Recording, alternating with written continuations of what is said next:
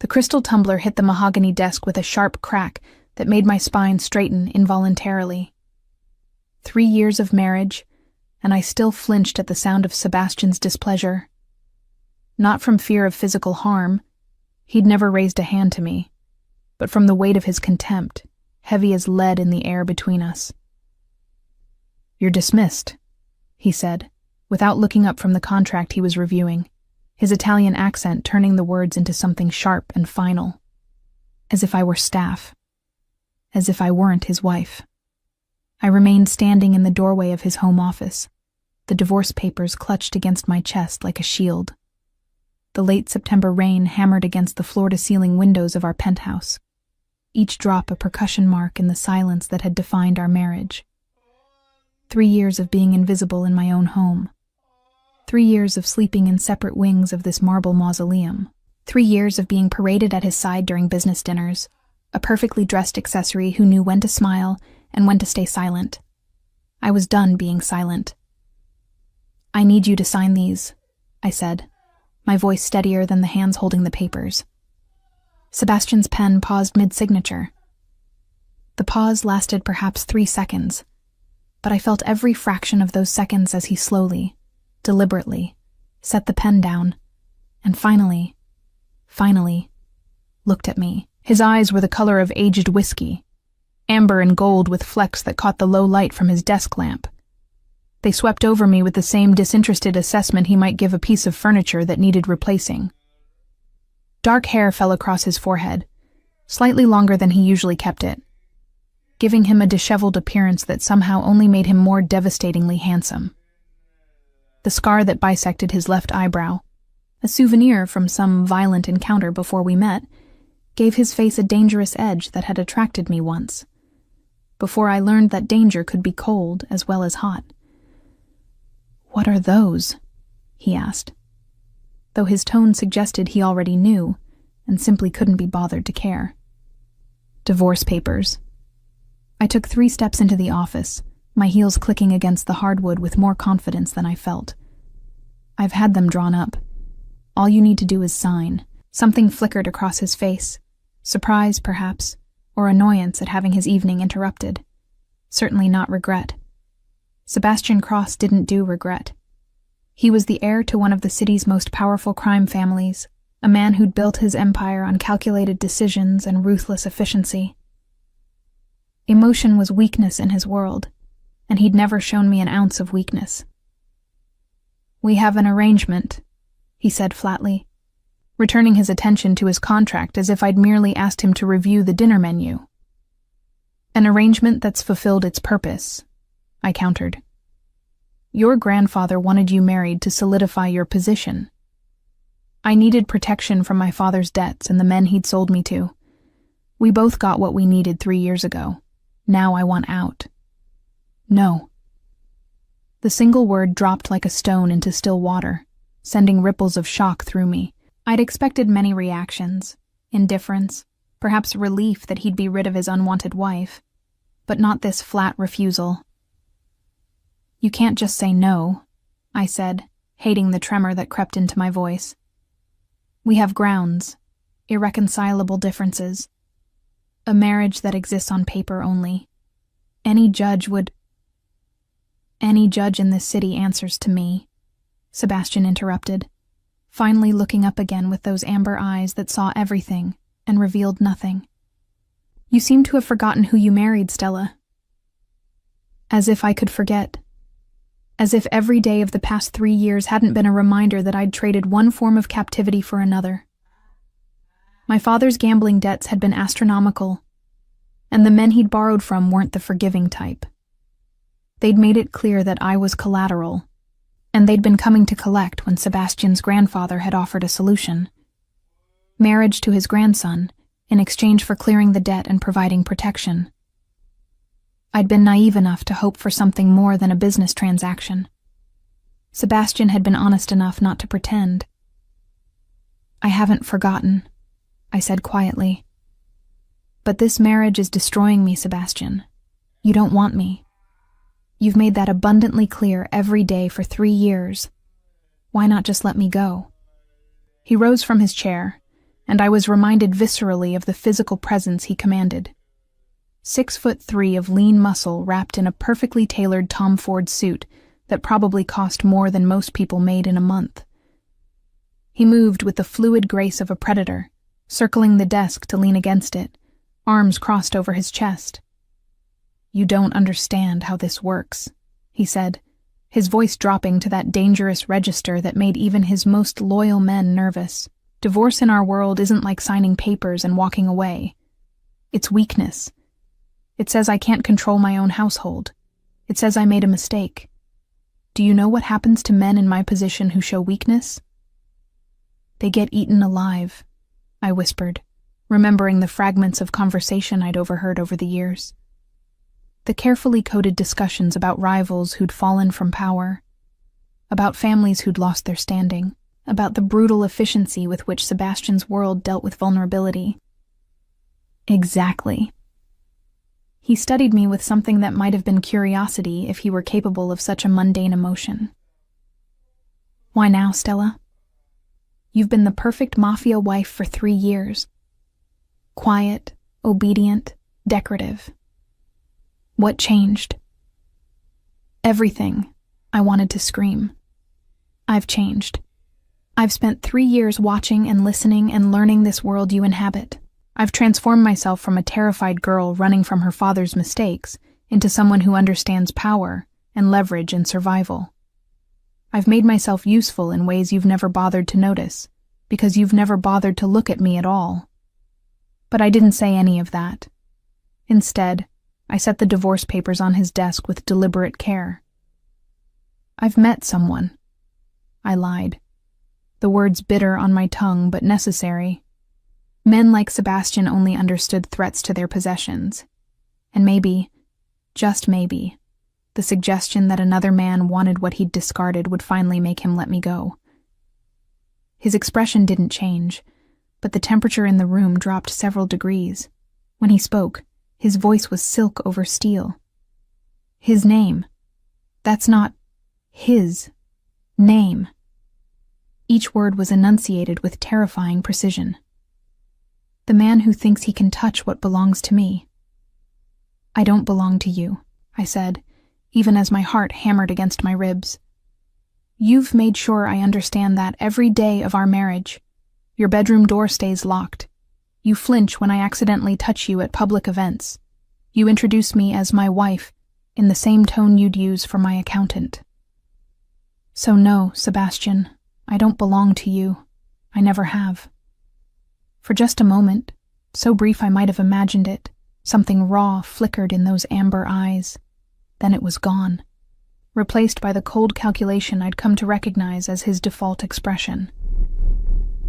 "You're right," he said quietly, and hope bloomed sharp and painful in my chest. "You've never belonged to me, Stella. You belong to your father's debt, to my grandfather's final wish, to the alliance your presence represented." He pushed off the desk, closing the distance between us until I could smell his cologne, something expensive and woody that I'd grown to associate with loneliness. "But you're wrong about not belonging to me now." His hand came up and I froze, but he merely tucked a strand of my blonde hair behind my ear with surprising gentleness. The touch burned. "You belong to me because I haven't decided to let you go," he continued. "And I won't sign those papers, Stella. Not now. Not when—" The sharp buzz of his phone interrupted him. He glanced at it, and I watched his face transform from controlled indifference to something colder, harder, more dangerous. "Get out," he said, already moving back to his desk. "Sebastian, get out." He grabbed the phone, his attention already elsewhere. "And Stella, if I find out this man you've met has touched you, I'll bury him so deep his own mother won't find the body." I fled the office, my heart pounding, the divorce papers left unsigned on his desk. Behind me, I heard him speaking in rapid Italian, his voice sharp with an anger I'd rarely heard directed at anyone. Something was wrong. Something beyond our disintegrating marriage. I should have gone back to my wing of the penthouse. Should have locked myself in my room and mourned this failed attempt at freedom. But 3 years of observing Sebastian's world had taught me that information was currency, and something in his reaction to that phone call screamed danger. So instead, I moved silently down the hallway to the secondary office, where Sebastian's head of security, Marco Vitale, usually worked in the evenings. The door was ajar, and I could hear voices, Marco's familiar rumble and another man's voice I didn't recognize. "Confirmed?" Marco was saying. "You're certain it was Donovan?" "Positive," the unfamiliar voice replied. "He met with the Castellanos 3 times last week. Wire transfers match the timeline. Someone's been feeding them information for at least 6 months." My breath caught. The Castellanos were Sebastian's primary rivals, a family that had been trying to move in on cross-territory for years. And Donovan, Michael Donovan, was Sebastian's second-in-command, his most trusted advisor. The man who'd been at every family dinner, every business meeting, every strategic discussion I'd witnessed. If Michael Donovan had betrayed Sebastian, the entire organization was compromised. "Does the boss know?" Marco asked. "He's in his office now. That's why I called him." I retreated before they could discover me eavesdropping, my mind racing. This was it. This was the leverage I needed. Sebastian would never willingly grant me a divorce, but if I had something he wanted, information he needed, maybe we could negotiate. The next morning, I woke to find a message from Sebastian's assistant requesting my presence in his office at 9 a.m. sharp. Not asking. Requesting. The subtle difference between a summons from my husband versus an order from the head of the Cross family. I dressed carefully in a cream silk blouse and tailored black pants, pulling my blonde hair back into a sleek ponytail that made me look more professional than decorative. If I was going to negotiate with Sebastian, I needed to look like someone worth negotiating with. He was on the phone when I entered, speaking in clipped Italian to someone who was apparently disappointing him. He gestured for me to sit without breaking conversation, and I took the opportunity to study him in the harsh morning light streaming through the windows. He looked tired. Dark shadows smudged beneath his eyes, and there was a tension in his shoulders I'd rarely seen. The perfectly knotted tie was slightly askew, and his usually immaculate hair looked like he'd run his hands through it repeatedly. This was Sebastian stressed, Sebastian worried, Sebastian facing a problem he couldn't solve with money or threats. He ended the call with a sharp command and set the phone down with barely controlled violence. "I need you to do something for me," he said without preamble. I raised an eyebrow. "Good morning to you too." His jaw tightened. "This isn't a social visit, Stella. I have a problem, and you're going to help me solve it." "Am I?" I kept my voice neutral, channeling every ounce of composure I'd developed over 3 years of playing mafia wife. "And why would I do that? Because I'm your husband. A husband who refuses to grant me a divorce." We stared at each other across his desk. 2 people locked in a marriage neither of us wanted, both too stubborn to look away first. Finally, Sebastian leaned back in his chair, his expression shifting to something calculating. "What do you want, Stella?" "You know what I want. In exchange for what?" Here it was, my gamble, my one chance to leverage myself out of this gilded cage. "I know about Donovan," I said quietly. "I know he's been meeting with the Castellanos. I know you have a traitor in your organization, and I know you're trying to figure out how deep the betrayal goes." His face could have been carved from marble. "You've been spying on me. I've been living in your house for 3 years, Sebastian. I'd have to be deaf, dumb, and blind not to pick up on what's happening around me." "And you think this gives you leverage?" His voice was dangerous now, the voice that preceded violence in this world. "You think you can blackmail me with information you obtained by eavesdropping?" "I think," I said carefully, "that I can help you, and in exchange, you give me what I want." You have no idea. I know that Donovan isn't working alone, I interrupted. There has to be at least one other person feeding the Castellanos information. Someone with access to your movements, your meetings, your deals. And I know that you can't trust anyone in your inner circle right now because any of them could be the second traitor. His eyes narrowed. And you think you can identify this person? I think, I said slowly, that I've spent 3 years being invisible in your world. People talk around me like I'm furniture. They forget I'm in the room because you've trained them to see me as nothing more than your decorative wife. I leaned forward, holding his gaze. That invisibility is an asset, Sebastian. I can go places and hear things that your men can't. I can be your eyes and ears without anyone suspecting. Absolutely not. He stood, pacing to the windows. You have no training, no experience. Do you have any idea how dangerous? I have 3 years of watching and learning, I interrupted. I know who reports to whom. I know the hierarchy. I know which of your men are loyal and which ones are just scared. I know the dynamics of your organization better than you think. He turned back to face me, and for the first time since I'd known him, I saw genuine surprise in his expression. You've been paying attention. Someone had to. The bitterness in my voice surprised even me. You certainly haven't been paying attention to me. Silence stretched between us, weighted with 3 years of mutual resentment and regret. Finally, Sebastian returned to his chair, steepling his fingers beneath his chin, in that gesture I'd seen him use when making difficult decisions. What exactly are you proposing? I help you identify the traitors. All of them. I do whatever you need to root out the betrayal in your organization. I paused, gathering my courage. And in exchange, when it's done, you sign my divorce papers. No arguments, no delays. You let me go. And if you fail, if you can't identify them, then I stay, I said simply. I remain your wife and fulfill whatever role you need me to play. But if I succeed, when I succeed, you give me my freedom. He studied me for so long I began to think he'd refuse. Then slowly he nodded. 1 month, he said. You have 1 month to prove yourself useful. But Stella?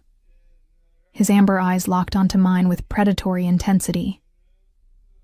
If you betray me, if you take this information to the Castellanos or anyone else, there's nowhere on earth you can hide. Do you understand? I understand. And during this month, you'll be with me constantly. No more separate wings. No more avoiding each other at public events. To anyone watching, we're a devoted couple. Can you play that role convincingly? My mouth went dry. Being near Sebastian, pretending affection for a man who'd shown me nothing but contempt. It would be torture, but it was also my only chance at freedom. I can play any role you need, I said. He stood, extending his hand across the desk. Then we have a deal. I took his hand, feeling the warmth of his skin against mine for the first time in months. His grip was firm, possessive, and something electric sparked between us. Surprise, maybe, or just the shock of physical contact after so much distance. 1 month, I repeated. 1 month, he agreed. Starting now. The charity gala was being held at the Metropolitan Hotel's Grand Ballroom, the kind of event where the city's elite came to see and be seen, while pretending to care about whichever cause was trendy that season. Sebastian had informed me that morning that we'd be attending together, our first public appearance as a united couple in over a year. I'd spent 3 hours being transformed by Sebastian's personal stylist, a woman named Francesca, who'd appeared at the penthouse with what looked like an entire boutique in tow. The dress she'd selected was a deep burgundy silk that clung to my curves before flowing to the floor, the back dipping low enough to be alluring without being scandalous. My blonde hair had been styled in loose waves that cascaded over one shoulder, and the diamond necklace Sebastian had sent to my room, a family heirloom, according to the note, sparkled at my throat. I barely recognized myself in the mirror. For 3 years, I dressed to be appropriate, professional, forgettable. This version of me looked like she belonged on Sebastian's arm. "Ready?" he asked from the doorway, and I turned to find him watching me with an expression I couldn't decipher. He wore a black tuxedo that fit him like it had been painted on, the crisp white shirt open at the collar in that deliberately casual way that somehow looked more elegant than formal. His dark hair was styled back from his face, emphasizing the sharp angles of his cheekbones and that scar that bisected his eyebrow. He looked like danger wrapped in expensive fabric, and I hated that my traitorous body reacted to the sight of him. "As I'll ever be," I replied, grabbing the small clutch that matched my dress. He crossed the room in 3 long strides, and I froze as his hand settled on my bare shoulders. His touch was warm, firm, possessive in a way that sent shivers down my spine. "Remember," he murmured, his breath ghosting against my ear, "we're in love. Devoted. Inseparable. Can you do that?" "Can you?" I challenged, tilting my head to look up at him. Something flashed in his amber eyes. Irritation, perhaps, or grudging respect. "I'm a better actor than you think." His hand slid down my arms, and he caught my left hand, frowning at my bare ring finger. "Where's your wedding ring?" "I stopped wearing it 6 months ago," I said. "You never noticed." His jaw tightened. "Well, I'm noticing now." He pulled a velvet box from his jacket pocket, opening it to reveal a stunning band of diamonds that matched the necklace. "This was my grandmother's. You'll wear it tonight." "Sebastian, this isn't negotiable, Stella." He slid the ring onto my finger with surprising gentleness. "We're selling a fantasy. The fantasy requires proper props." The ring fit perfectly, of course. Everything in Sebastian's world fit perfectly because he controlled every detail with the same ruthless efficiency he applied to his business dealings. The drive to the hotel was tense. We sat in the back of the Bentley, Marco driving and another security guard. Luca, I thought his name was, in the passenger seat. Sebastian kept his hand on my thigh, just above my knee, his thumb drawing absent circles on my skin through the silk of my dress. The touch should have been comforting. Instead, it felt like a brand. "The Castellanos will be there tonight," he said quietly, his voice pitched low so the guards wouldn't hear. "Vincent Castellano and his wife Isabella.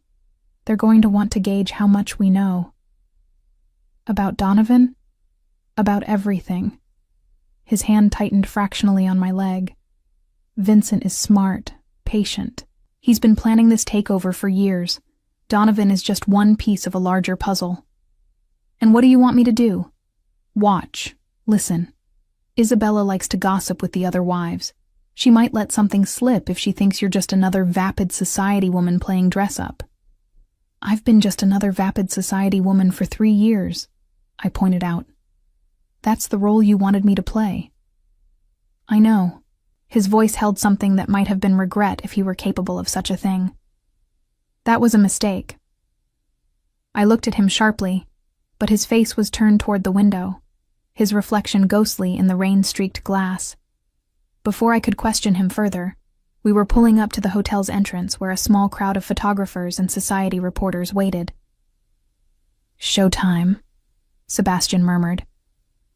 He exited first, then turned to offer me his hand, helping me from the car with the kind of attentiveness that made the cameras flash furiously.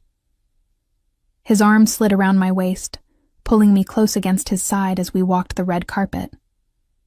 I smiled at the photographers, remembering 3 years of lessons in how to look graceful under scrutiny. But this felt different. Sebastian's hand at my waist was possessive, protective in a way it had never been before. He looked down at me with what anyone watching would interpret as devotion, and I found myself responding to the fiction, leaning into him, placing my hand on his chest as though I did this every day. "You're a natural," he whispered as we paused for more photos. "So are you," I replied. I almost believe you actually want me here." His hand tightened on my waist. "Maybe I do." Inside, the ballroom was transformed into something from a fairy tale. Crystal chandeliers cast prismatic light across white-draped tables, and an orchestra played softly in one corner. The guest list read like a who's who of the city's power players, politicians, business moguls, and sprinkled throughout, the families that really ran things from the shadows. Mr. Cross, a portly man in an ill-fitting tuxedo, approached, his wife trailing behind. "And the lovely Mrs. Cross. You both look wonderful tonight." I recognized him vaguely. Some city councilman whose name I couldn't remember. Sebastian handled the small talk effortlessly, and I played my part, smiling and nodding at appropriate moments. But my attention was elsewhere, scanning the crowd for the people who mattered. I found them near the bar. Vincent Castellano was tall and silver-haired, with the kind of distinguished appearance that made people trust him instinctively. His wife Isabella stood beside him, dripping in diamonds and designer labels, holding court with 3 other women I recognized as wives of prominent family men. "I see them," I murmured to Sebastian when we finally escaped the councilman. "Be careful," he warned. "Isabella is sharper than she looks." "So am I reminded him. He studied me for a moment, then nodded. "Prove it." I made my way to the bar, timing it so I arrived just as Isabella was ordering another glass of champagne. She glanced at me, and I saw the calculation in her eyes as she took in my dress, my jewelry, my carefully cultivated appearance. "Stella Cross," she said, her smile not reaching her eyes. "I haven't seen you at one of these events in ages. Where has Sebastian been hiding you?" "He hasn't been hiding me," I replied, accepting a glass of champagne from the bartender. "I've been here the whole time. People just don't tend to notice the wives." She laughed at that, a brittle sound. "Isn't that the truth? We're meant to be decorative and silent." She leaned closer, her voice dropping conspiratorially. "Though I've heard your particular marriage is more business arrangement than love match." I took a sip of champagne to hide my reaction. So the rumors had spread. Good. That made my role easier. "Arranged marriages are common in our world," I said carefully. "That doesn't mean they can't evolve into something more." "Oh?" Her perfectly sculpted eyebrows rose. "So the cold cross has finally thawed?" "How unexpected." Before I could respond, I felt Sebastian's presence behind me, his hand settling on my lower back with casual intimacy. "Isabella," he said smoothly. "Still spreading gossip, I see." "Just making conversation with your lovely wife," she replied. "Though I am curious, Sebastian. You two have been married for 3 years, and yet this is the first time I've seen you look at her like you actually care she exists." "Perhaps I've been remiss in showing my wife proper appreciation," Sebastian said, his voice carrying that dangerous edge that made smart people back down. "I'm correcting that mistake." "How romantic," Isabella purred. "Vincent, darling, come meet the happy couple." Vincent Castellano materialized from the crowd, his smile pleasant and utterly false. "Sebastian, still maintaining your territory, I see." "Still trying to poach it," Sebastian countered, his hand tightening fractionally on my back. "Just keeping my options open." Vincent's eyes slid to me, assessing. "Mrs. Cross, you're looking well. Marriage clearly agrees with you." "Some days more than others," I replied, earning a genuine smile from Vincent and a warning squeeze from Sebastian. "We should have dinner sometime," Vincent suggested. "The 4 of us. It's been too long since we socialized properly." "I'll have my assistant coordinate with yours," Sebastian said, in a tone that suggested he'd rather eat glass. As the Castellanos drifted away, I let out a breath I didn't know I'd been holding. "That was dangerous," Sebastian murmured. "Vincent doesn't make social invitations. He was fishing." "For what?" to see if our united front is real or just theater. His hand slid up my spine, his fingers tracing the bare skin of my back. We need to be more convincing. More convincing than what? I asked, acutely aware of his touch, the heat of his body so close to mine. Instead of answering, he turned me to face him, his hands settling on my waist. The orchestra had begun playing a waltz, and couples were flowing onto the dance floor. "Dance with me," he said. Not a question. Never a question with Sebastian. He led me onto the floor with practiced ease, one hand at my waist, the other holding mine with surprising gentleness. We moved together in perfect synchronization, 3 years of obligatory social events having taught us at least how to dance. "You're tense," he observed. "You're touching me more tonight than you have in our entire marriage," I replied. "It's disorienting." His amber eyes locked onto mine, and for a moment, I saw something raw there, quickly masked. If we're going to convince people we're truly married, we need to look comfortable with each other. Right now, you're holding yourself like I'm a stranger. "You are a stranger," I said quietly. "We've lived in the same house for 3 years, but I don't know you at all, Sebastian. Then learn me." His voice dropped lower. "We have a month. Use it wisely." The song ended, but he didn't release me. Instead, his hand cupped my face with unexpected tenderness, his thumb brushing my cheekbone. "What are you doing?" I breathed. "Selling the fantasy," he murmured. Then he kissed me. It wasn't a real kiss, just a brush of lips, the kind of public display expected of married couples. But it hit me like lightning. Every nerve ending igniting with sensation I'd thought I'd trained myself not to feel for this man. His lips were warm, firm, tasting faintly of the scotch he'd been drinking. And when he pulled back, his eyes were darker, more intense. "Convincing enough?" I asked, hating the breathlessness in my voice. "It's a start," he said. But he didn't let me go, keeping me close as we swayed to the next song, performing our roles for an audience that watched everything. I don't know when the performance started feeling less like acting and more like something real. Maybe it was the way his hand moved on my back, proprietary but gentle. Maybe it was the way he looked at me when he thought I wasn't paying attention, something hungry and confused flickering in those amber eyes. Or maybe it was just my own lonely heart, desperate to believe that the man who'd ignored me for 3 years might actually be capable of seeing me now. Either way, by the time we left the gala, something had shifted between us. Something dangerous and inevitable that I was afraid to examine too closely. The war had begun, and I was caught in the crossfire between the man I'd married and the man he might become. I woke to find Sebastian standing at the foot of my bed, our bed now, since I'd moved into the master suite as part of our performance. He was already dressed in dark jeans and a black sweater that clung to his lean frame, his hair slightly damp from a shower. "Get dressed," he said without preamble. "We're going out." I sat up, pulling the silk sheet higher. "Where?" "One of my warehouses. There's something you need to see."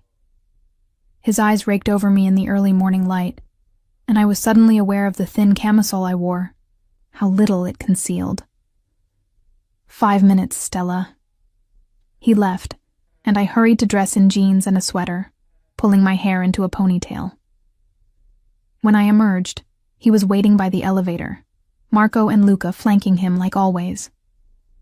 The drive took us to the industrial district, rows of warehouses separated by chain-link fences and graffiti-covered walls. We pulled into one at the end of a dead-end street, and I noticed immediately that the windows were blacked out, the perimeter secured by at least 6 guards I could see. "Stay close to me," Sebastian instructed as we exited the vehicle. "And don't say anything unless I tell you to." Inside, the warehouse had been converted into something that looked like a legitimate distribution center. Pallets of goods, forklifts, workers moving with purposeful efficiency. But Sebastian led me past all of that to a back office where 3 men waited. One was Michael Donovan, the traitor I'd heard about. He sat in a metal chair, his hands zip-tied behind him, blood trickling from a split lip. The other 2 men I recognized as Sebastian's enforcers, Carlo and Enzo, both wearing expressions of barely controlled violence. "Mrs. Cross," Donovan said when he saw me, his voice hoarse. "How delightful. Has Sebastian started bringing his wife to business meetings?" "Shut up," Sebastian said calmly. He moved to lean against the desk, pulling me with him so I stood in front of him, his hands resting possessively on my shoulders. "Tell her what you told me." Donovan's laugh was bitter. "Why? She's just arm candy. What does she know about—" Sebastian's hands tightened on my shoulders. "Tell. Her." "Fine." Donovan spat blood onto the concrete floor. "I've been selling information to the Castellanos for 8 months. Meeting locations, shipment schedules, financial records. Everything they needed to gradually undermine the Cross operations." "Why?" I asked, surprising myself with the steadiness of my voice. "Why?" Donovan laughed again. "Because Sebastian is weak. He's so obsessed with legitimizing the business, going clean, that he's forgotten what we are. We're not businessmen, we're soldiers. And the Castellanos understand that." "Who else?" Sebastian asked, his voice deadly calm. "You're not smart enough to pull this off alone, Michael. Who's your partner?" "Go to hell." One of the enforcers, Carlo, I think, moved forward, but Sebastian held up a hand, stopping him. Instead, he gently turned me to face him, his hands framing my face with surprising tenderness. "What do you think, wife?" he asked, his amber eyes intense on mine. Should I have Carlo continue his interrogation? I understood what he was doing, using me as a prop, a psychological weapon, making Donovan believe I had influence over Sebastian's decisions, that I was complicit in whatever violence would follow. It should have horrified me. Instead, I felt something cold and calculating click into place. "I think," I said slowly, keeping my eyes on Sebastian's face, "that Donovan is stalling. He's waiting for his partner to extract him or eliminate him. Either way, he's already dead and knows it. So the question isn't whether to hurt him more. That's pointless. The question is who benefits most from Donovan staying silent." Sebastian's eyes widened fractionally. Surprise, maybe even approval. "Go on. His partner has to be someone with access to this location," I continued, my mind racing. "Someone who knows about this interrogation, someone who could coordinate a rescue or assassination." I turned to look at the 2 enforcers. "When was Donovan brought here?" 3 hours ago, Enzo replied, glancing at Sebastian for permission to answer. "And who knew about it?" "Just the family," Carlo said. "Boss, Marco, Luca, me, and Enzo. Standard protocol for traitor interrogation. So," I said softly, pieces clicking together.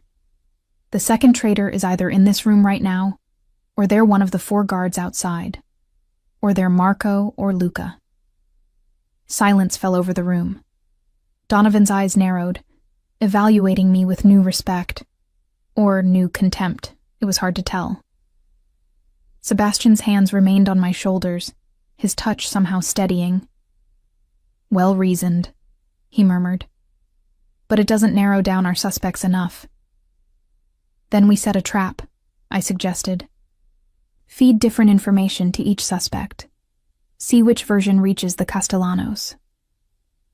"That takes time," Donovan interjected, his voice mocking. "And Sebastian doesn't have time. He's bleeding business to Vincent, losing ground daily.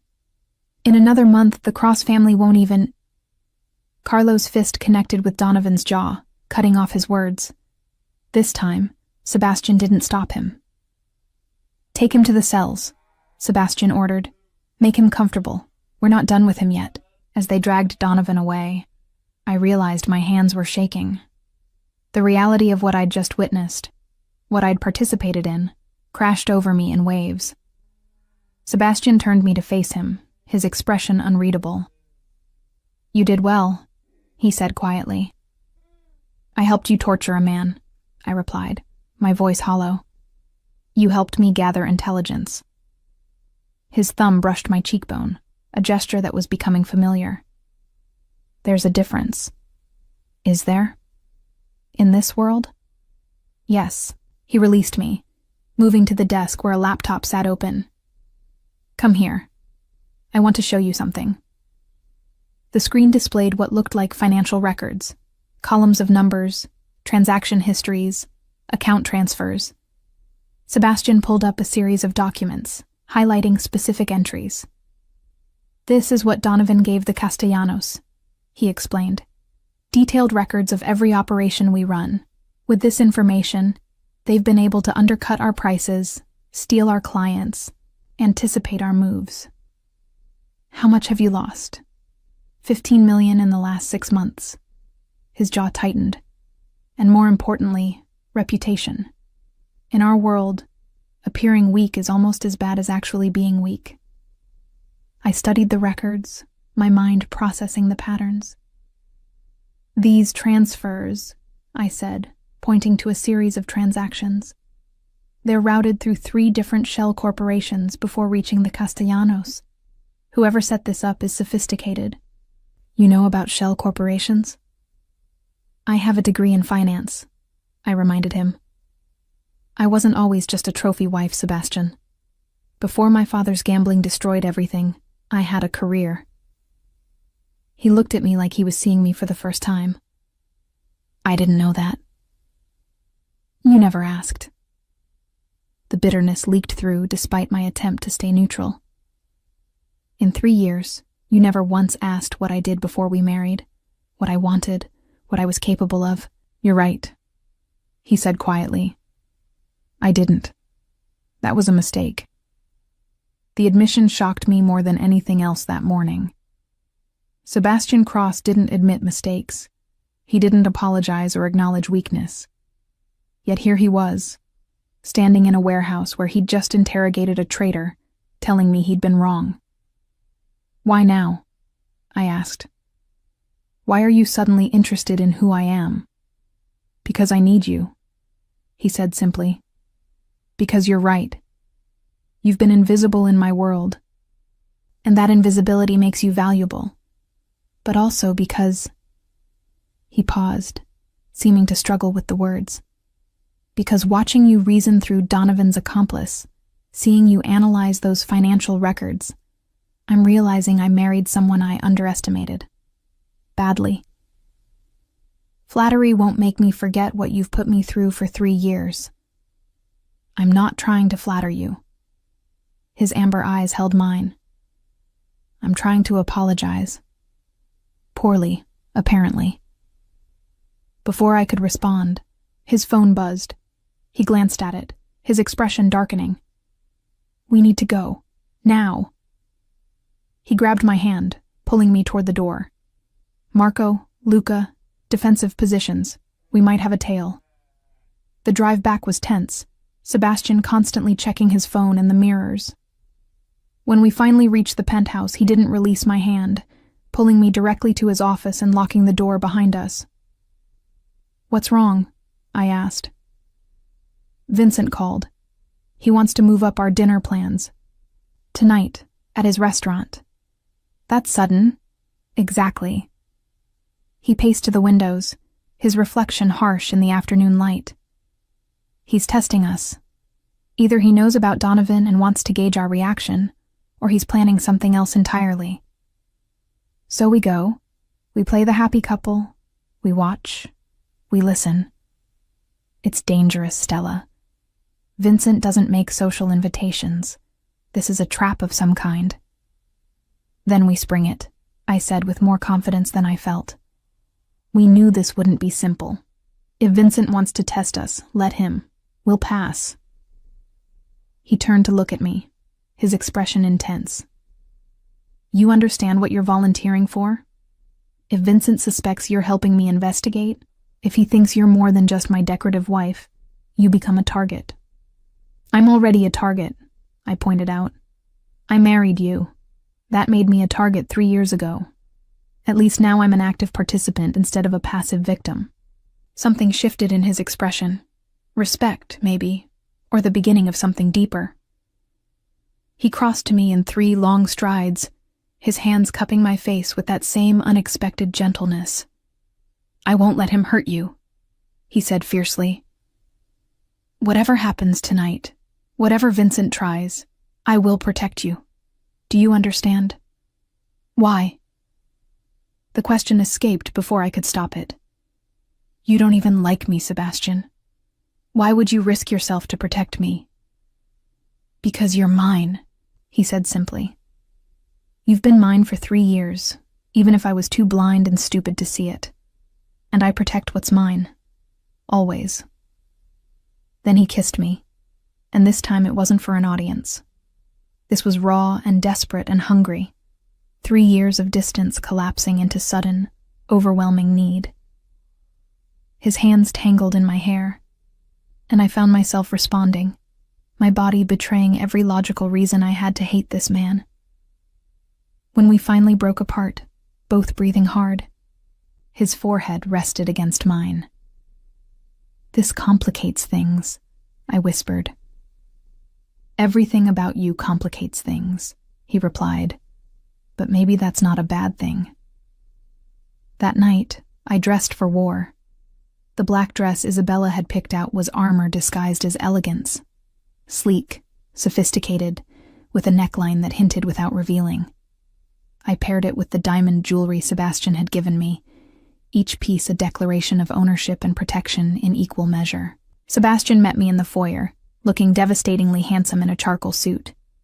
His eyes raked over me, approval and something hotter flickering in their depths. Perfect, he murmured, offering his arm. Ready? No, I admitted. But let's go anyway. Vincent's restaurant was in the heart of Little Italy, a place called Castellanos, that served as both a legitimate business and a front for less legal activities. We were shown to a private room in the back, where Vincent and Isabella waited with smiles that didn't reach their eyes.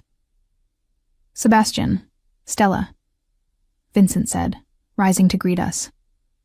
So glad you could make it on such short notice. Our schedule is always flexible for old friends, Sebastian replied smoothly, pulling out my chair with practiced courtesy. The meal that followed was a masterclass in veiled threats and double meanings. Every comment from Vincent carried subtext. Every smile from Isabella held calculation. And through it all, Sebastian kept up his end of the performance, his hand resting possessively on my thigh under the table, his attention seemingly focused on me, rather than the psychological warfare happening around us. So, Isabella said as dessert arrived, how long have you two been? Truly together? Because I have to admit, Sebastian, the transformation is remarkable.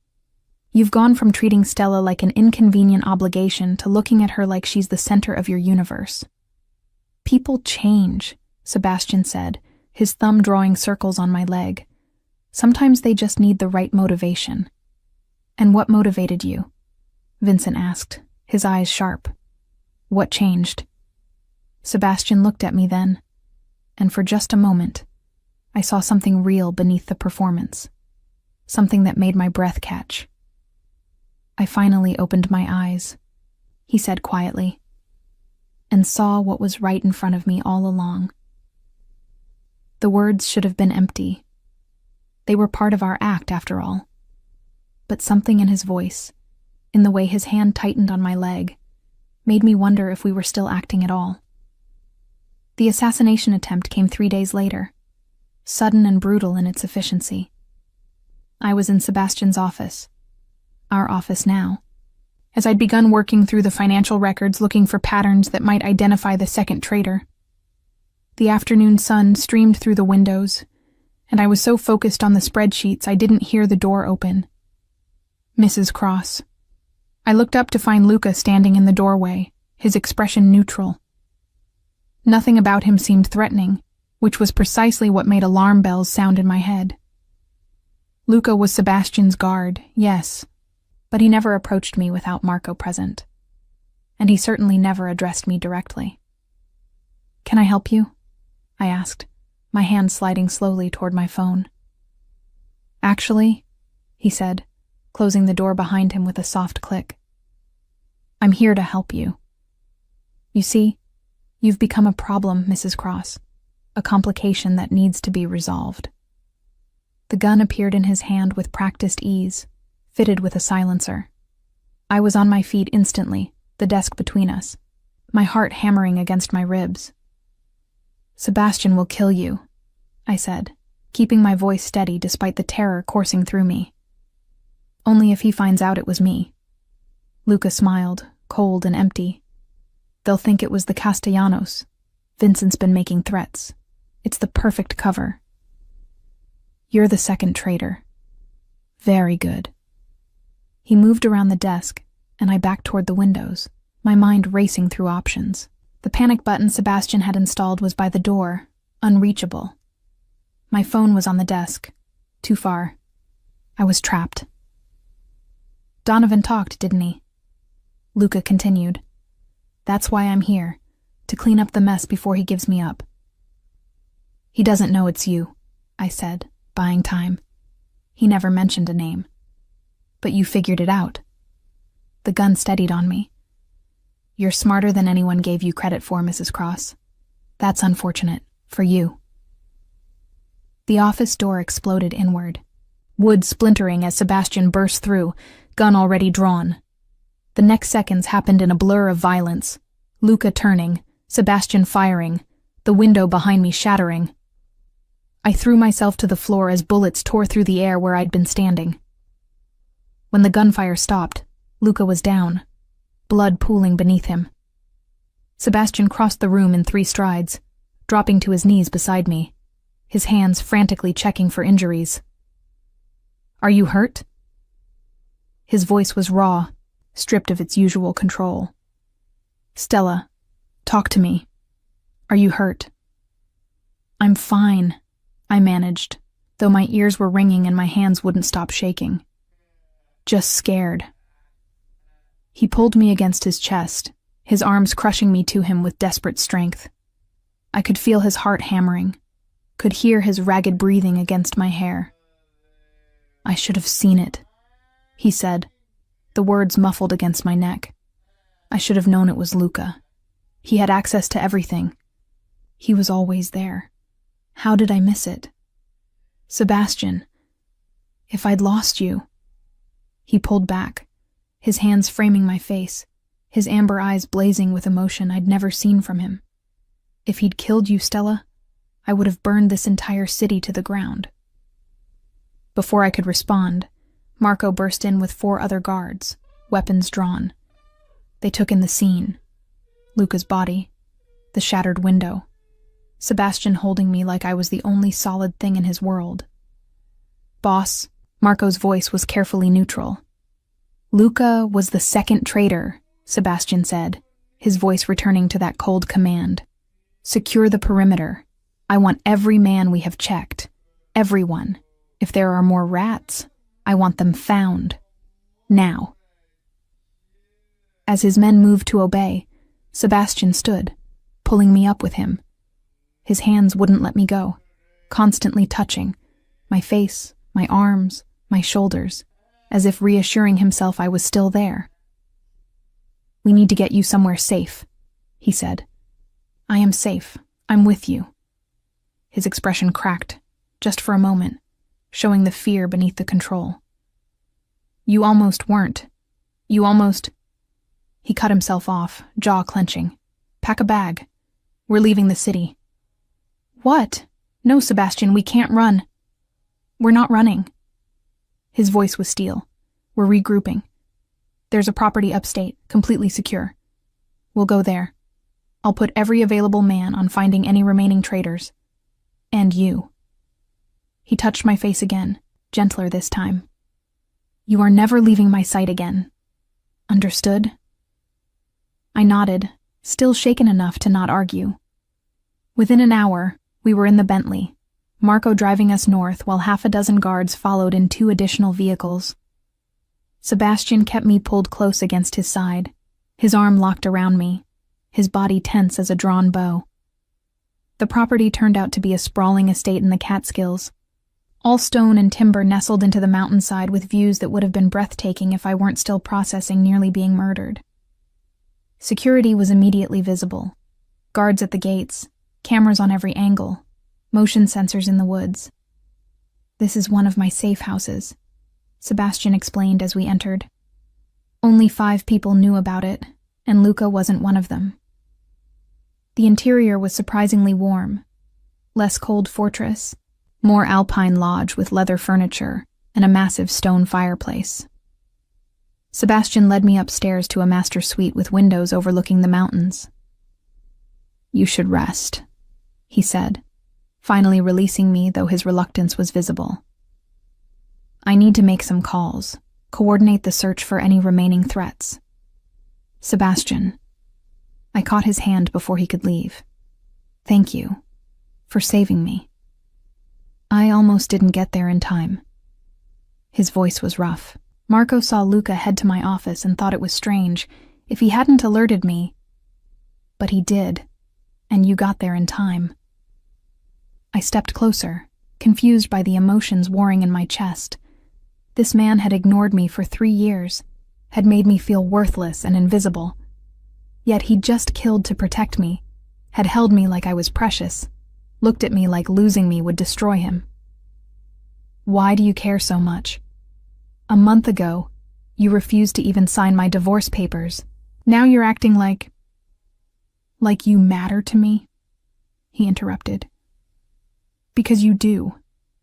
You've been fighting to get away from me, and I've been fighting to keep you bound by obligation.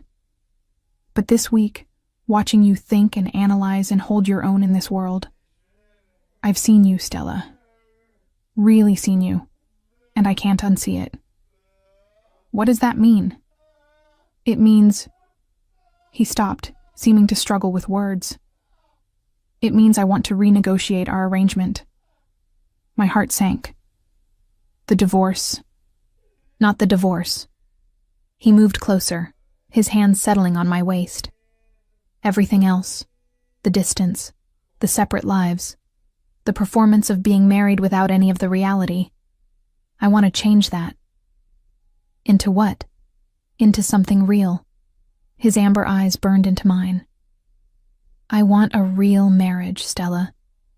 Not one of convenience or necessity, but actual partnership, actual connection, actual love." The word came out barely a whisper. "I don't know if I'm capable of love," he admitted with devastating honesty. "I've spent my whole life being taught that emotion is weakness.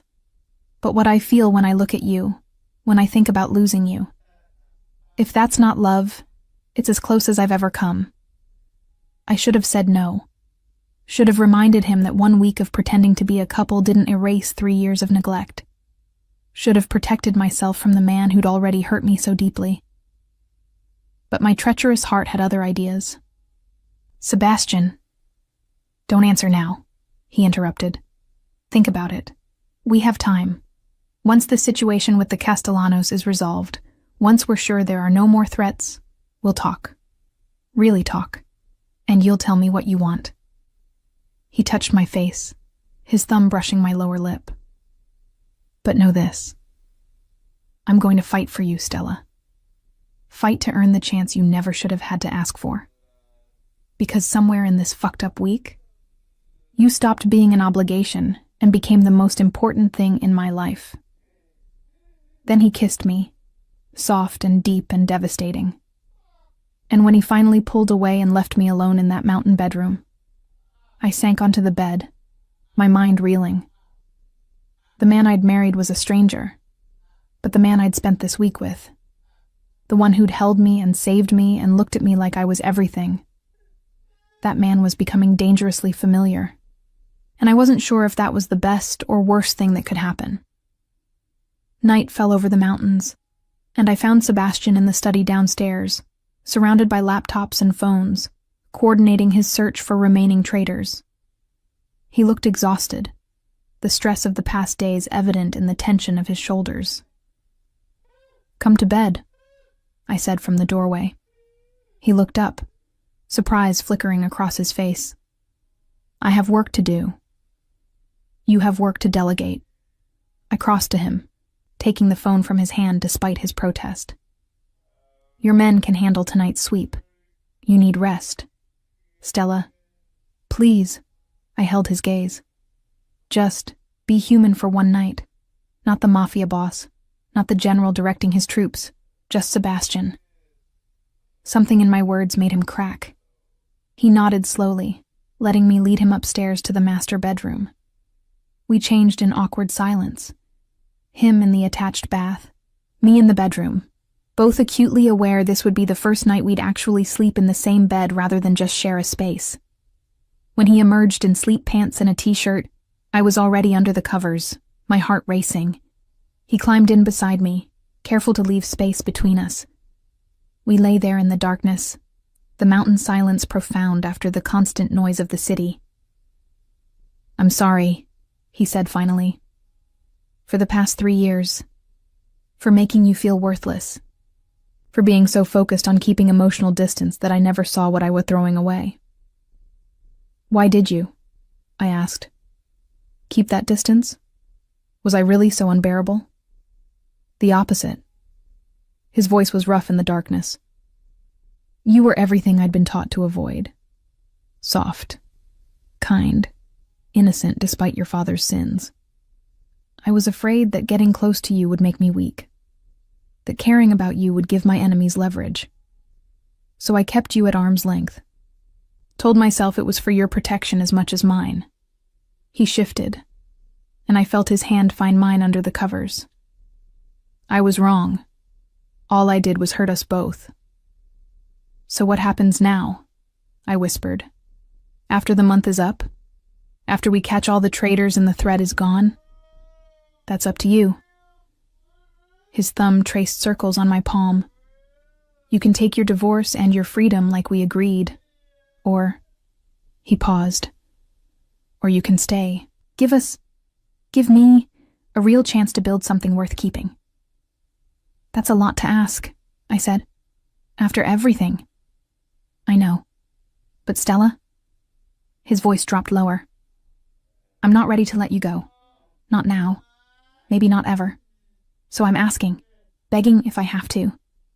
For the chance to prove I can be the husband you deserve, instead of the one you've been stuck with. I didn't answer. Couldn't answer. Instead, I shifted closer, letting him pull me against his chest, his arms wrapping around me with possessive tenderness. His heartbeat was steady under my ear, his warmth seeping into my skin. Just think about it, he murmured against my hair. That's all I ask. As I drifted toward sleep, safe in the arms of the man I'd married but was only now beginning to know, I realized something terrifying. I was falling for Sebastian Cross. Not the cold stranger I'd married, but this version, vulnerable and fierce and desperately trying to fix what he'd broken. And I had no idea if that would save us or destroy us both. We spent 5 days at the mountain estate, 5 days that felt suspended from reality. Sebastian ran his organization from the study, but every night he came to bed, and every night we fell asleep tangled together, the distance between us shrinking incrementally. On the 6th day, Marco arrived with news. We swept everyone, he reported, standing in Sebastian's study while I sat curled in the armchair, now a permanent fixture in these meetings. Donovan and Luca were it. No other traitors in the organization. You're certain? Sebastian asked, his hand absently stroking my ankle where it rested against his leg. As certain as we can be. We've implemented new protocols, changed all security codes, restructured command chains. If there were others, we've eliminated their access points. And the Castellanos? Marco's expression darkened. That's the interesting part. Vincent reached out. He wants to meet. Alone. Absolutely not, I said before Sebastian could respond. It's a trap. Maybe, Sebastian replied. Or maybe he's looking for a way out of this escalation before it becomes a full war. You can't seriously be considering meeting with him, I protested. After everything, Donovan, Luca, the attack. You think Vincent is suddenly interested in peace? I think Vincent is a businessman first, and a gang leader second. Sebastian's thumb continued that maddening circle on my ankle. War is expensive and unpredictable. If he can get what he wants through negotiation, he'll try that first. What does he want? Territory, respect, acknowledgement that the Castellanos are players, not just pretenders. Sebastian's jaw tightened. Things I'm willing to discuss if it means ending this without more bloodshed. I'm coming with you, I announced. Stella. I'm coming, I repeated firmly. You said it yourself. Vincent has been testing whether our marriage is real or performance.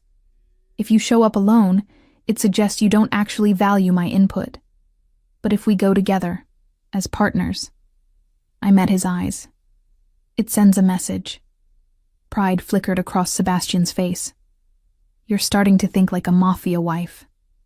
I'm starting to think like someone who doesn't want her husband killed. The word hung between us. Husband. Not ex-husband or soon-to-be ex-husband. Just husband. Sebastian's hand tightened on my ankle, his expression intense. All right, he said finally. We go together. But Stella, if anything goes wrong, you get out. Promise me. Only if you promise the same. His smile was crooked. Stubborn woman. You married me, I pointed out. Best decision I ever made, he murmured so quietly I almost didn't hear, even if I was too stupid to realize it at the time.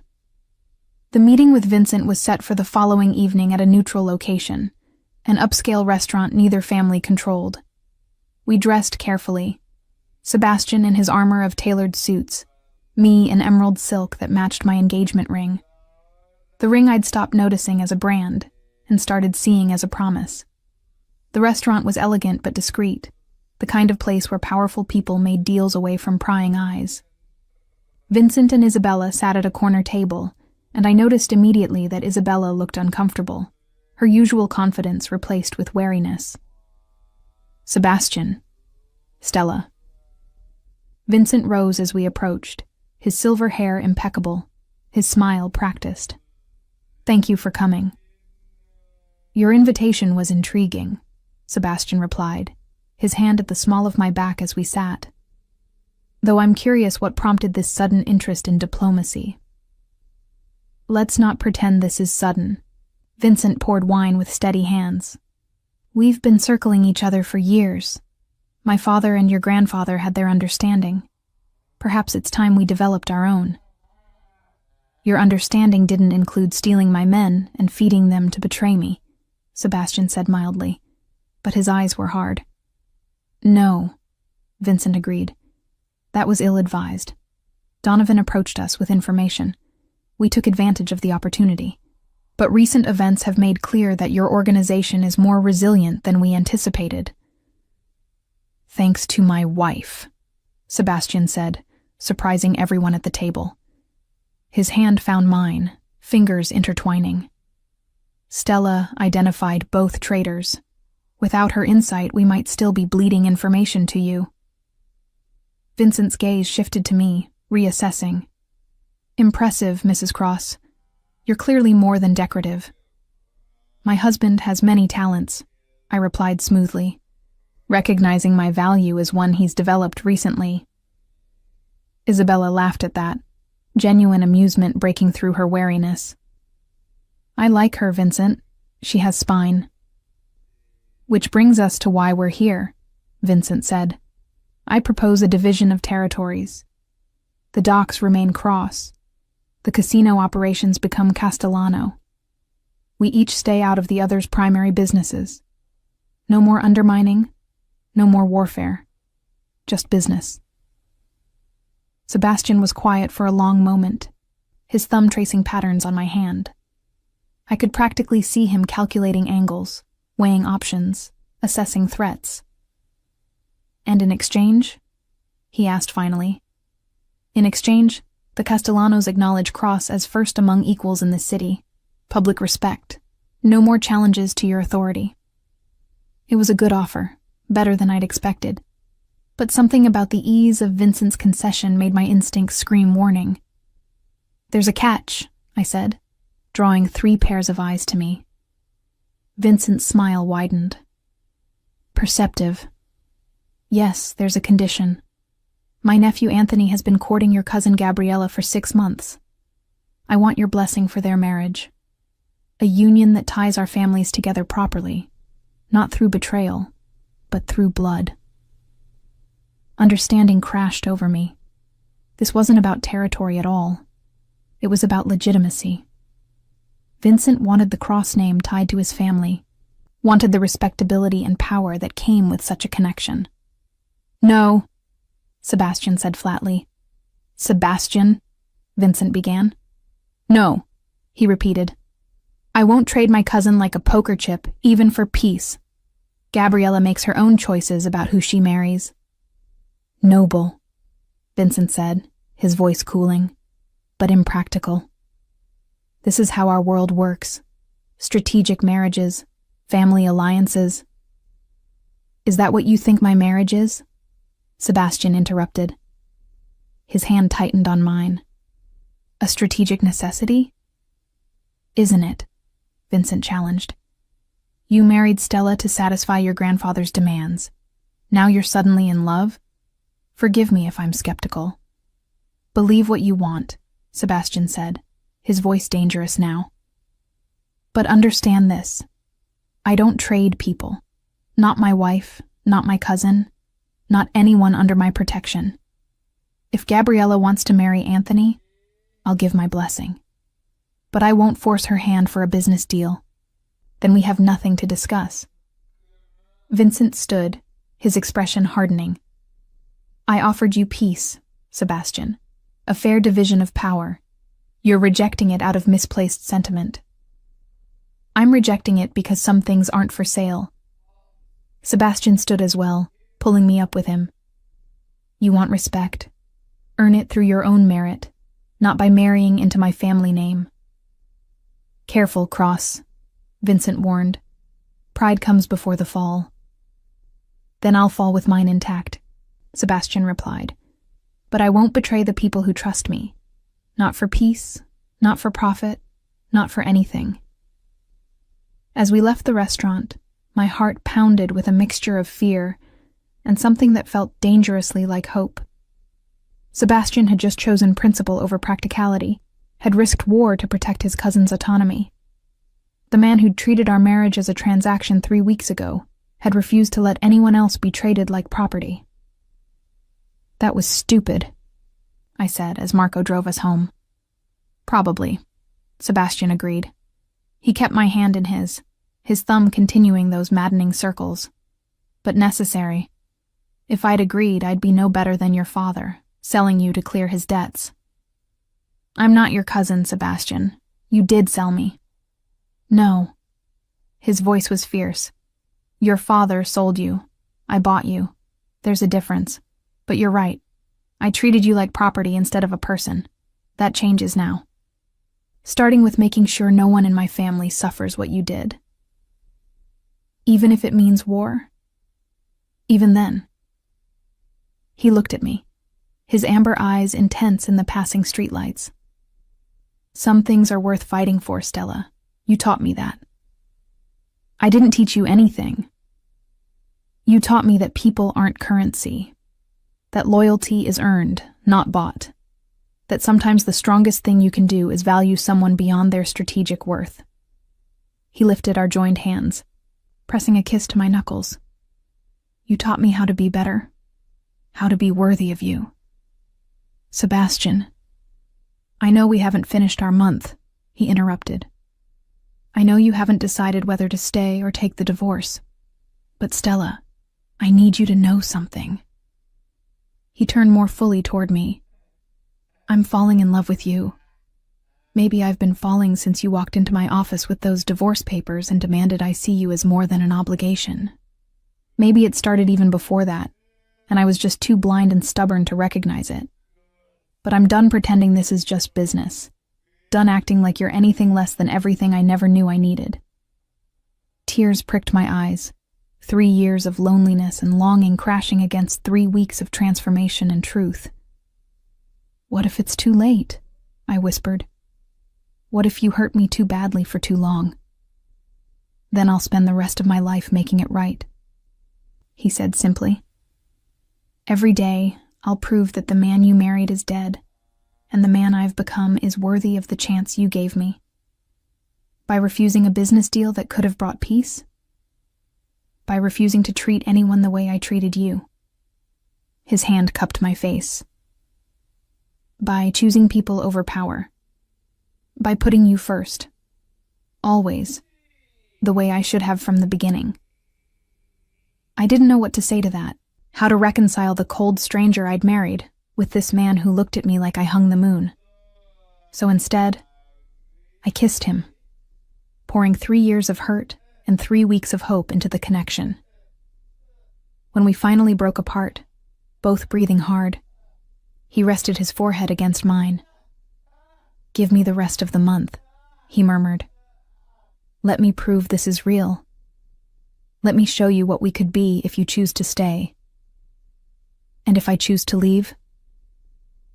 Pain flickered across his face, but he answered honestly, "Then I'll sign the papers. I'll set you free. I'll hate every second of it, but I'll do it. Because if you've taught me anything, it's that love means respecting someone's choices, even when they break your heart." That night, we made love for the first time, as something more than obligation or performance. It was raw and desperate and tender all at once. 3 weeks of growing connection finally finding physical expression. And afterward, lying in his arms with his heartbeat steady under my ear, I realized something terrifying and wonderful. I loved him, the man he was becoming, if not entirely the man he'd been. I loved his fierce protection, his gradual softening, his determination to earn what he'd once taken for granted. I loved how he looked at me now, like I was precious and powerful in equal measure. But love wasn't enough to erase 3 years of pain, and I still didn't know if I could trust this transformation, or if it would dissolve the moment our agreement ended. 2 weeks left. 2 weeks to decide if I was brave enough to bet on a man who'd proven he could break me, but was fighting to show he could cherish me instead. 2 weeks to choose between the freedom I'd craved and the love I'd never expected. The final week arrived with both vindication and complication.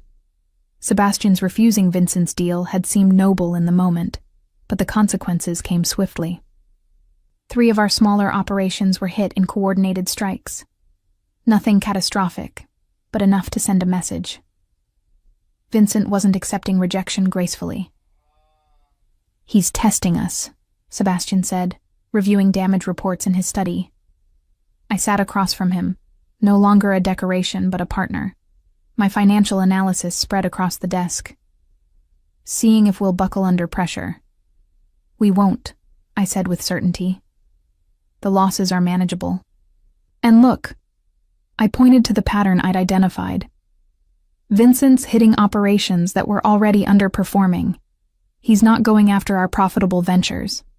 Because he still wants a deal," Sebastian realized. "He's applying pressure, but not enough to start a real war." "Exactly. So we weather the storm, show strength, and wait for him to come back with a better offer." Sebastian looked at me with something like wonder. 3 weeks ago, you were asking for a divorce. Now you're strategizing gang warfare with me. 3 weeks ago, you treated me like furniture." I met his eyes. "People change. Situations evolve. I'm adapting." "Is that all you're doing? Adapting?" He stood, moving around the desk to where I sat. His hands settled on the arms of my chair, caging me in. Or is something else happening here? My breath caught at his proximity, the heat of his body, the intensity in his amber eyes. "What do you want me to say, Sebastian? The truth." His hand came up to cup my face. Our month is almost up. You've helped me root out the traitors, strengthen my organization, navigate Vincent's challenge. You've fulfilled your end of our agreement. So tell me, Stella, do you still want that divorce? My heart hammered against my ribs. This was it. The moment I'd been building toward since I'd walked into his office with those papers a month ago. I'd wanted freedom then, an escape from a marriage that was slowly killing me. But now, I don't know, I admitted. You've changed, Sebastian. Or maybe you've just shown me parts of yourself you kept hidden. Either way, you're not the man I married 3 years ago. Is that good or bad? Both. Neither. I struggled for words. I'm falling for you. For this version of you that values me and protects me and looks at me like I matter. But I'm terrified, Sebastian. Terrified that the moment I choose to stay, the moment I commit to this marriage for real instead of obligation, you'll go back to being the man who ignored me for 3 years.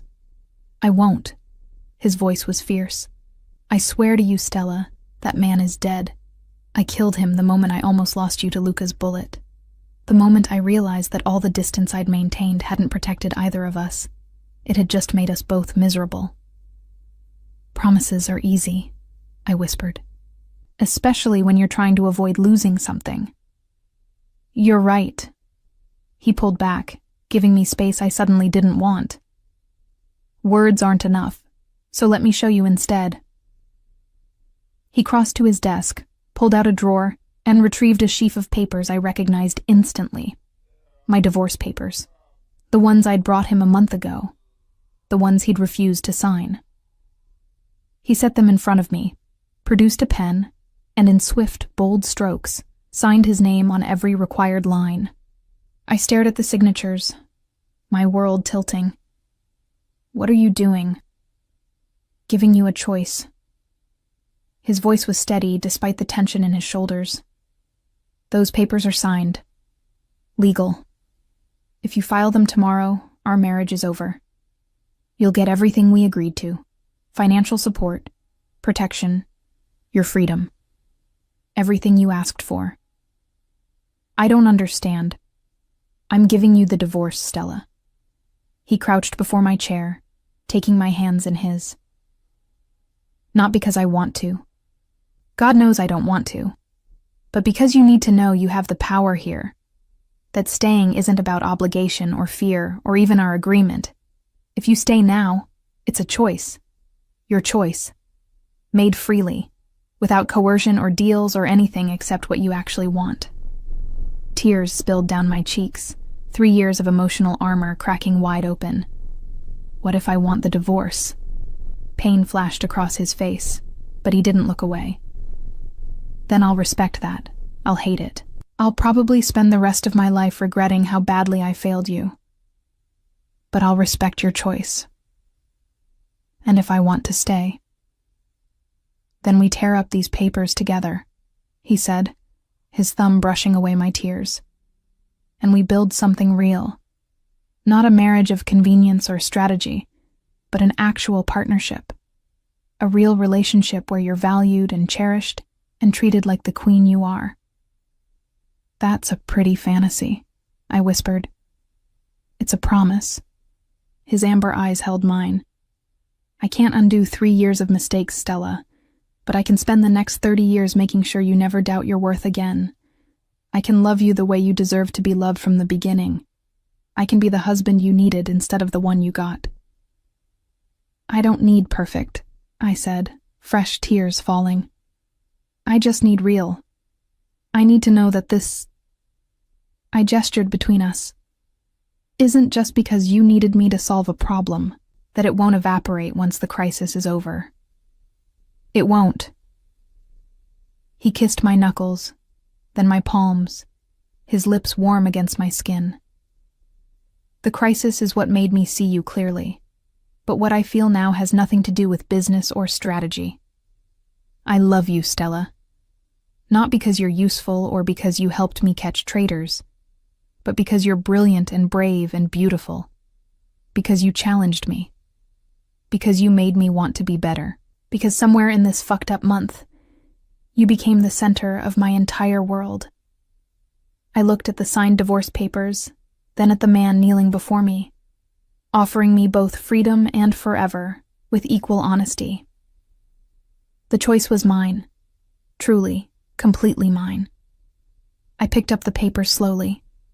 Sebastian's face went carefully blank, preparing himself for rejection. But instead of walking away, I tore them in half, then in quarters, then kept tearing until they were nothing but confetti scattered across his desk. "I choose you," I said, my voice strong despite the tears. "Not the man you were, but the man you're becoming. I choose us. This terrifying, complicated, beautiful thing we're building." The relief and joy that crashed across his face was breathtaking. He surged up, crushing his mouth to mine in a kiss that tasted like promise and possession and pure, overwhelming love. When we finally broke apart, both breathing hard, he rested his forehead against mine. "You won't regret this," he swore. "I'll spend every day proving you made the right choice." "You better," I replied. "Because, Sebastian, I'm not the meek girl you married anymore. I'm someone who knows her worth. And if you ever go back to treating me like I don't matter, I'll have to answer to the woman who outsmarted 2 traitors and negotiated with Vincent Castellano," he finished, pride evident in his voice. Believe me, that's motivation enough to stay on my best behavior. That night, we celebrated our choice with something that felt like a real wedding night. All the tenderness and passion and promise that should have existed 3 years ago. And afterward, tangled in sheets with the city lights painting patterns across our skin, Sebastian made new vows to replace the empty ones we'd once spoken. "I promise to see you," he murmured against my hair. "Really see you. To value your mind as much as your beauty. To include you in decisions that affect us both. To never make you feel small or unimportant or invisible." "I promise to trust you," I replied. "To give you room to keep growing. To build this marriage together instead of waiting for you to fix everything. To be your partner in every sense of the word. I promise to love you louder," he continued. "To show you every day that you're my choice, my priority, my everything. I promise to hold you accountable," I said. "To call you on your bullshit. To never let us slip back into silence and distance. Deal." He kissed me, soft and sweet and full of tomorrow. "Now and forever, Stella Cross, you and me." "You and me," I echoed. And for the first time in 3 years, I believed it. The next morning, I woke to find Sebastian already dressed, sitting on the edge of the bed and watching me with an expression of such tenderness it made my chest tight. "What?" I asked, suddenly self-conscious. "Just memorizing this," he replied. "You, in our bed, actually choosing to be here. I want to remember this moment for the rest of my life." "Sap," I teased, pulling him down for a kiss. "You're sap," he corrected. Then his expression shifted to something more serious. "There's something I need to show you. Get dressed." 20 minutes later, we were in his office. Our office now, I corrected myself. Sebastian unlocked a drawer I'd never seen him open before and pulled out a thick file. "I had this prepared 2 weeks ago," he said, setting it before me. "Before our month was up. Before you made your choice." I opened it to find legal documents, complex ones that I needed several minutes to parse. But gradually, understanding dawned. "This is..." I couldn't finish the sentence, couldn't believe what I was reading. 50% ownership of everything I have," Sebastian confirmed. "The businesses, the properties, the investments, all of it. Signed over to you, irrevocably. Legally filed a week ago." "Why would you do this?" "Because you needed to know you weren't powerless." His hand covered mine on the papers. 3 years ago, you came to me desperate and in debt, with no options. Your father had made you a commodity to be traded. I don't ever want you to feel that trapped again. So you gave me half your empire? So I gave you agency, he corrected. With this, you're not dependent on me financially. You can walk away at any time and be independently wealthy. You can stand on your own. You can make choices based on what you want, not what you need to survive. Tears blurred my vision. You're insane. This makes me your equal in every business decision. I could ruin you. You could, he agreed calmly. But you won't. Because you're not your father, Stella. You're not a gambler or a liar or someone who hurts people for profit.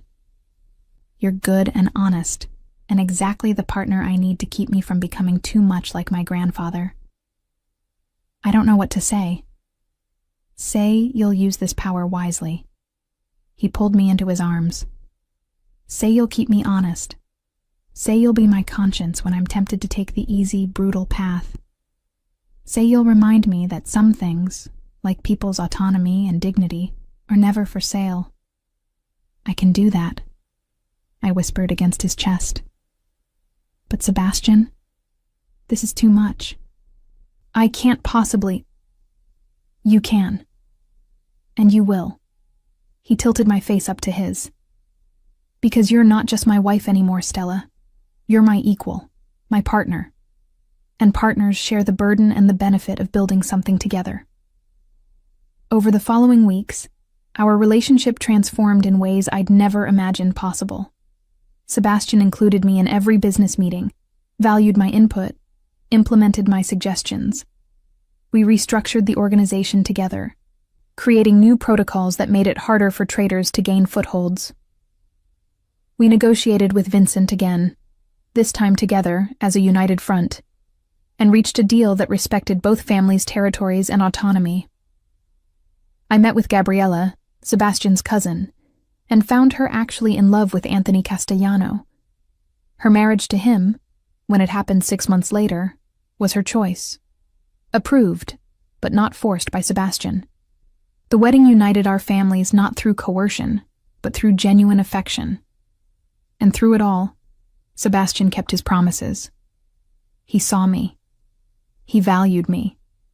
He loved me loudly and publicly, and without reservation.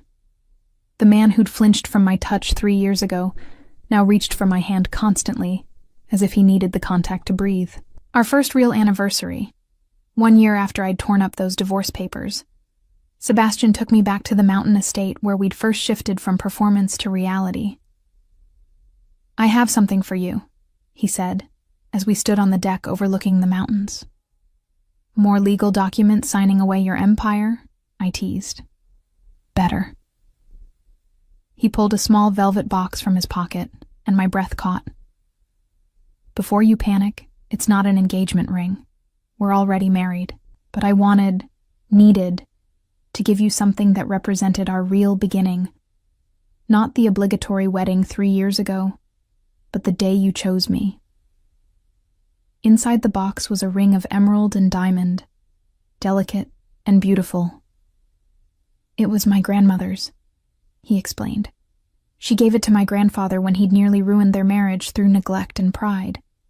It was her way of saying she chose him anyway, that she was willing to build something better. I want you to have it. To remember that even when I fail, and I will fail, Stella, because I'm human and imperfect, I'm choosing you. Every day. Forever. I let him slide it onto my right hand, companion to the wedding band on my left.